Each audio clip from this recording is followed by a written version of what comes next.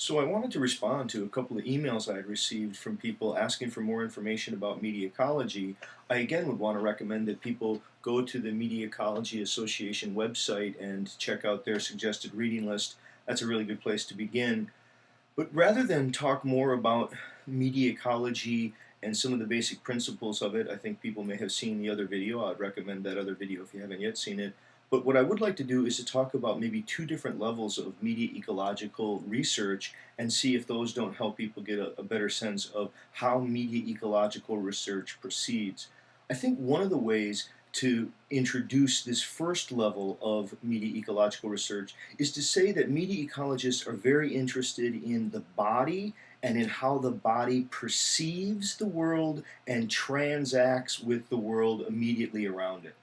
Now, part of the basic argument here is that media ecology assumes or it begins as a first principle with something like the basic of the body, right? The body itself as having a network of different sensory capacities, each of which has its own spatiotemporal bearing. This is crucial to a thoroughgoing understanding of media ecology. We need to begin with the fact of the body and the body's different sensory modalities, and then how those are altered by all communication media and all communication technologies. But even before we get to things like TV and radio and literacy, part of what makes media ecology very robust is that this first level of analysis pays great attention to language itself. Language studies, linguistics, and the study of what's sometimes called linguistic relativity thesis, or the notion that language itself is part and parcel of worldview. This is a fundamental sort of research supposition within media ecological studies. The notion here is, for just as an example, that each sense organ has its own capacity, and that speech itself is a kind of sense organ that originally uses sound and the ear, and it uses a kind of local participation. And then as we become literate, the dominance of the I starts to take over within our lives personally, and it starts to move us. If we just go to literacy as an example, it starts to move us into this next level of analysis, which is the cultural, social, historical level of analysis. And so, again, returning to this first level, I think the way to think about media ecology on the first level is to understand that communication media are extensions of the body, and these extensions extend us to such a degree that the extensions themselves become environments that we ourselves are in.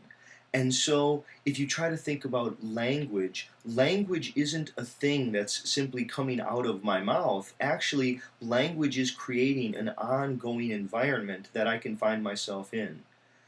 This notion that communication media are environments that the person is in, this again is a great place to start. And the more that we look at different communication media, the more that we can see that different media affect the body in different ways. I think anyone who would be interested, for example, in studying the difference between email and Skype, or the difference between Facebook and YouTube, those would be fascinating. Or even email versus cell phone, or texting versus cell phone. There'd be such a rich study to look at how the different space and time of each of these mediums implicate a different kind of person and a different kind of purpose and a whole different set of motivations that come with each of those media.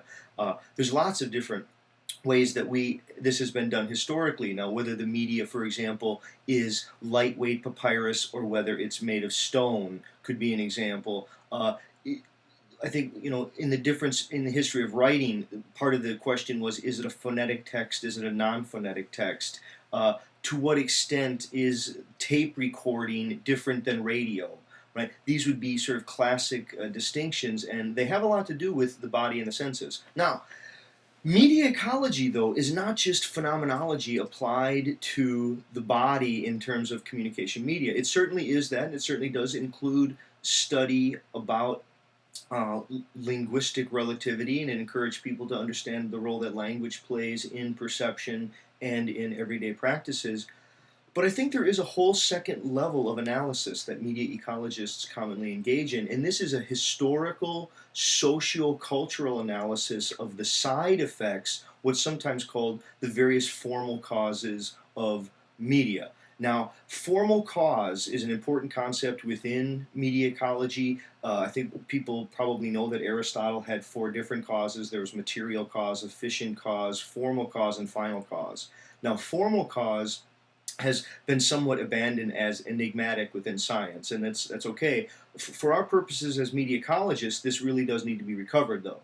A formal cause is the study of the various side effects that come with any communication media. Now, I would encourage people to think about formal cause somewhat as if it were a kind of resonance factor that makes the larger world itself, the actual physical world that people find themselves in, resonate with the dominant medium at any given time.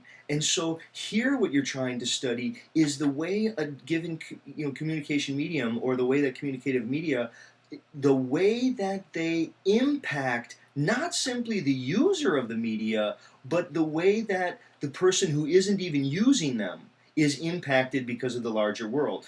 Just as a very simple example, right now our world has been made over in terms of automobile, and our cities are structured in terms of the automobile, and whether I drive or don't drive, I now live in a world whose distances assume automobile as its logic. There are other examples. Now, one of my colleagues recently did a paper here, Valerie Peterson. She has a paper on birth control, and in particular on the birth control pill, and trying to look at how the birth control pill as a kind of medium becomes an environment that people live in. Now, it's not just the way that people who are on the pill are affected in terms of their space and time and their sense of purpose. We certainly do want to make that analysis, and I think she does that analysis very well, but she's also demonstrating, I think very competently, that it's not just people who are taking the pill. There's tons of side effects of any communication media once it becomes dominant. And so in this case, what you find is everything from the two-car garage to a more competitive workplace to a changing configuration of what we mean by the family. There's a lot more dinks. There's a lot more double income no-kidders, partly as a result of reliable contraception. This isn't just affecting those people who are taking the contraception. This is affecting the larger social world. The point here, if I could just wrap up here, because I can see that I'm running out of time, is that media ecologists take seriously the notion that it's the media per se which have a great bearing upon what we take to be ourselves, what we take to be the larger world, and how we come to relate to one another. I want to say one last thing here before we go about media determinism. Sometimes people say, oh, media ecology, that's just media determinism. If by media determinism you mean the understanding of formal cause, yes, then it is. But it doesn't mean media determinism in the sense of efficient cause or material cause. No, that's a mistake.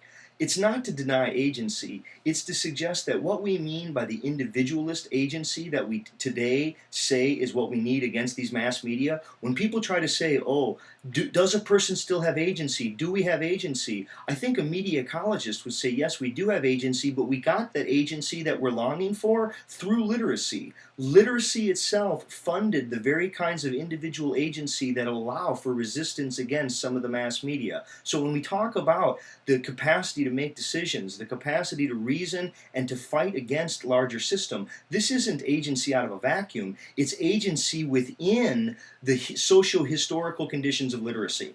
Okay, thank you.